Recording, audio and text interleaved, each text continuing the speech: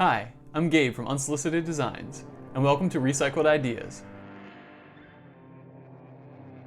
In this series, I look at card cycles from throughout Magic's history, evaluate their designs, and propose new versions of them that have more thematic cohesion and are more in line with modern design principles. Be sure to let me know what you think in the comments, and I hope to earn a like and subscribe from you by the end of the video. In this episode, I want to review the Ascendancy cycle, which was first introduced in Khans of Tarkir back in 2014. So let's take a look at these cards and see what they have in common and what they don't. They're all enchantments, rare, and they have a mana value of 3. The cost for each is 1 colored mana of each of the clan's color identities. We know these clans as Abzan, Jeskai, Sultai, Mardu, and Temur, and these names were first introduced in the Khans of Tarkir block. Because they're a combination of one color and its two opposing colors, like how Abzan is black paired with both white and green, these color combinations are also known as wedges, one color wedged between its ideological rivals. Other commonalities in the cycle include being creature-centric, tying somewhat loosely into the wedge's mechanics, and providing 2 bonuses, mostly. Of the 5 cards, one has a sacrifice ability, one has an enters the battlefield ability, one has a passive bonus, and there are 6 triggered abilities among the 5 cards altogether. When I look at this cycle as a whole, I think it needs to be unified in power level, in playing with the wedge's identity and mechanics, and having a similar offering of 1 passive ability and 1 triggered ability. The passive ability will provide some kind of bonus to your creatures, and the triggered ability will play into the wedge's identity or set mechanics in some way. With those criteria in mind, let's get started. First up is Abzan Ascendancy. For 1 white, 1 black, and 1 green, you get an enchantment that says, when Abzan Ascendancy enters the battlefield, put a +1/+1 counter on each creature you control. And, whenever a non-token creature you control dies, create a 1/1 white flying spirit creature token. Abzan's identity includes the bolster and outlast mechanics, as well as themes like having the greatest toughness and spirits. The original design does a good job of checking 2 of those boxes, but I've got to say, putting a +1/+1 counter on each of your creatures is pretty weak and has been done plenty of times before. And while I like the tokens you get, I think the concept can be taken much further. So let's take a look at my design. It reads, you may activate abilities of creatures you control as though they had haste. And, whenever a non-token creature you control dies, create a 1/1 white spirit creature token with flying for each counter that it had on it. Now, Hardened Scales was first printed in this block. I would have loved to have that ability on this enchantment, but since it was already taken, I decided to look for inspiration elsewhere. And I found it in Tyvar and his passive ability. It's a great line of text to have, and I think it plays perfectly with Abzan's Outlast mechanic. Looking at the triggered ability, it's comparable to what's printed on the card, but because Abzan has such a heavy emphasis on placing counters on your creatures, it felt pretty bad to me that you get the same number of spirits from some random 1/1 dying as you would a creature that you stacked a mountain of counters onto. So now, the reward scales with the number of counters you had on that creature when it died. I think this is a much more exciting payoff. And it lends itself to any type of counter your creatures might have, be it a flying counter, a shield counter, or even a -1/-1 counter. I think it would be pretty cool for Abzan to explore all types of ability counters going forward. Let me know what you think of my design for Abzan Ascendancy, and what would you like to see these nomads do if we ever return to Tarkir? Next up is Jeskai Ascendancy. For 1 blue, 1 red, and 1 white, you get an enchantment that says, whenever you cast a non-creature spell, creatures you control get +1/+1 until end of turn. Untap those creatures. Also, whenever you cast a non-creature spell, you may draw a card. If you do, discard a card. The Jeskai clan identity includes mechanics like Rebound and Prowess, as well as Morph. And when you look at their Ascendancy card, there are 2 triggered ability paragraphs, but actually 3 bonuses built into them. That's the most in the cycle, and not only does it do more than its counterparts, but what it does is largely just better. Jeskai Ascendancy affects combat by sizing your creatures up, untapping them so they can play defense, and it ties into combo abilities with any creatures that tap to activate. Topping that all off, it loots cards as well, helping you smooth out your hand. Jeskai Ascendancy has the most to offer out of any of the Ascendancy cards by far, so let's take a look at my version. It reads, creatures you control have prowess, and whenever you cast a non-creature spell for the first time each turn, untap all creatures you control. You may turn a face-down creature you control face up. I wanted to stick as close as possible to the original concept, but tone down the power level and play more to Jeskai's set identity. So for the passive aspect of the card, it now grants your creatures prowess. The printed version essentially did the same thing, so this isn't really that much of a change. The real alterations come with the triggered ability. I kept the untap clause, but limited it to once per turn. This still allows for some shenanigans, but it does put a hard cap on it. My version also no longer lets you churn through cards anytime you cast a non-creature spell. Instead, it plays more into the morph and manifest mechanics. I think this is a great area to develop for the wedge and for face-down mechanics in general. Personally, I find face-down creatures to be far too costly. They require a 3 mana down payment, and then after that, you have to leave mana available so that you can flip them up whenever the time is right, and you never know exactly when that's going to be. My custom version of Jeskai Ascendancy alleviates some of the stress that face-down cards put on your mana base, as well as the stress they put on spending mana for your other spells and abilities. I think it makes morph creatures way more viable, and probably gives you a discount on their face-up costs, even if it is just limited to once per turn. So I'm very happy with my redesign, even if it's less powerful in an absolute sense. I think it could be incredibly impactful in morph, manifest, and now even disguise-based decks, all of which I think desperately need some interactive options. I imagine combo lovers out there are not going to like my offering, but considering my goals of unifying the cycle of cards, I think my design is totally reasonable. You'll have to let me know what you think though. Next in the cycle is Mardu Ascendancy. For 1 red, 1 white, and 1 black, you get an enchantment that says, whenever a non-token creature you control attacks, create a 1/1 red goblin creature token that's tapped and attacking.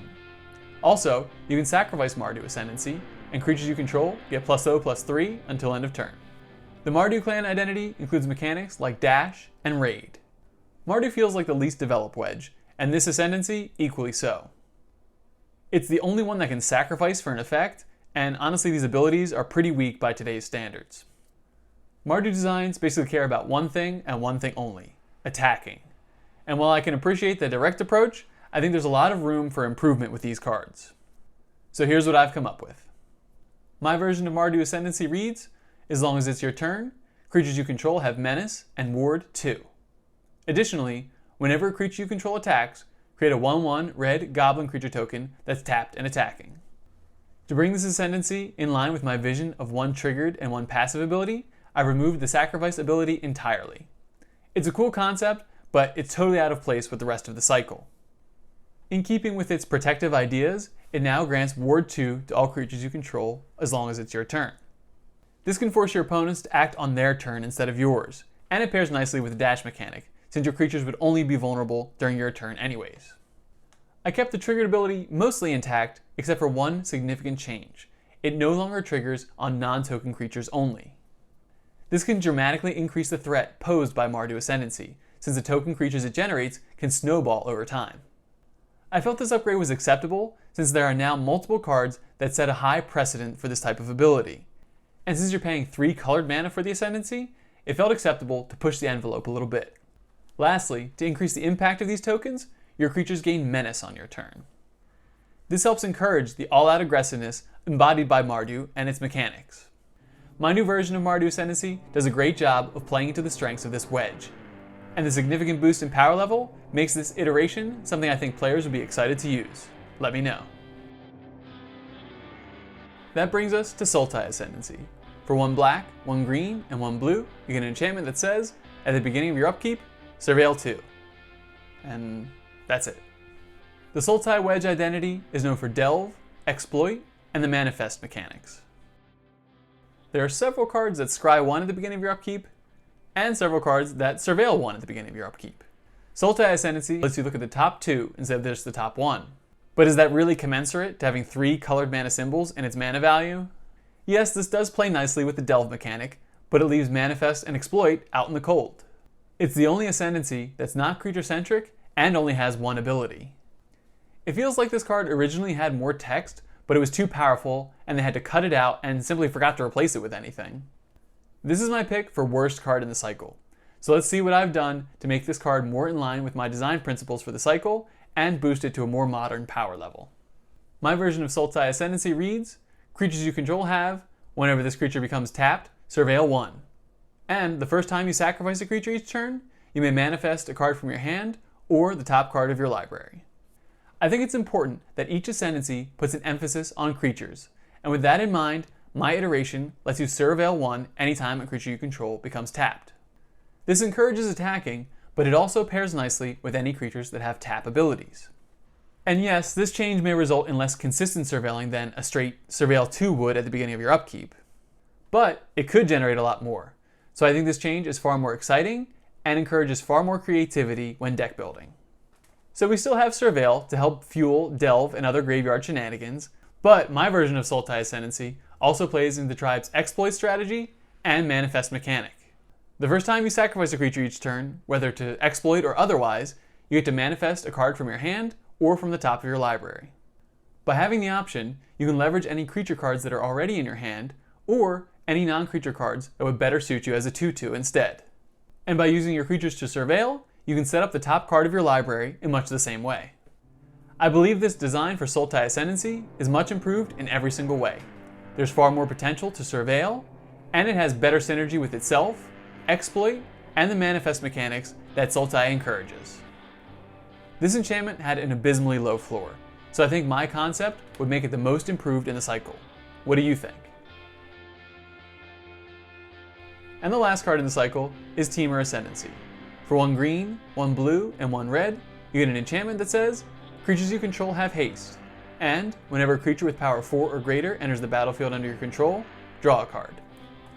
The wedge identity for Temur includes ferocious, formidable, manifest, and megamorph mechanics, as well as fighting. I think this Ascendancy is more or less fine as it is. In fact, I would consider it the blueprint for how all the Ascendancies should look. It already incorporates both a passive and triggered ability, and I think both of them are fairly powerful. I can see room for improvement that addresses 2 things.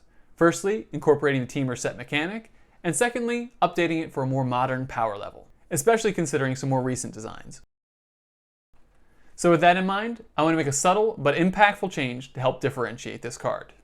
My version of Temur Ascendancy reads, creatures you control have haste, and ferocious. Whenever a creature enters the battlefield under your control, if you control a creature with power 4 or greater, draw a card. You may be looking at this card and wondering where the change is. Yes, it has the ferocious keyword on it now, but the real distinction is that now if a creature enters the battlefield under your control, no matter how large that creature's power is, as long as you control any creature with power 4 or greater, you still get to draw a card. This is a small change in text, but a massive change in gameplay, as it dramatically increases the amount of cards you might be able to draw. I wouldn't argue if you said this change pushes the card too far, but considering contemporary cards, I felt like this alteration was in the realm of possibility. I toyed around with the idea of giving this card both ferocious and formidable mechanics, but I didn't want to stray too far from the rest of the cycle. And I probably would have just wound up shifting the imbalance of abilities from Jeskai Ascendancy to Temur Ascendancy, though I may have inadvertently accomplished that anyways. Again, I think that of all the cards in this cycle, this one probably required the fewest changes, if any at all. I think it could be left completely as designed and be fine, but for the sake of this exercise, I wanted to offer an idea. Let me know if you have a more subtle change for Temur Ascendancy. I'd love to hear it. And there you have it. My recycled versions of the Ascendancy enchantments from Khans of Tarkir. Did I meet my goals of making them more unified in power, design, and complementing their faction-centric mechanics? I'm curious to hear what you think. But we aren't finished ascending yet. The second half of this cycle was completed with the release of Streets of New Capenna in 2022, where the 5 shard combinations received their own versions of this enchantment cycle. So join me next week when I complete my redesign of this 10-card cycle. Thanks so much for watching. I hope I earned a like and subscribe from you, and I'd love it if you share this video. You can follow me on X at UnsolicitedMTG for channel updates and more nonsense. Once again, my name is Gabe from Unsolicited Designs, and who asked me anyways?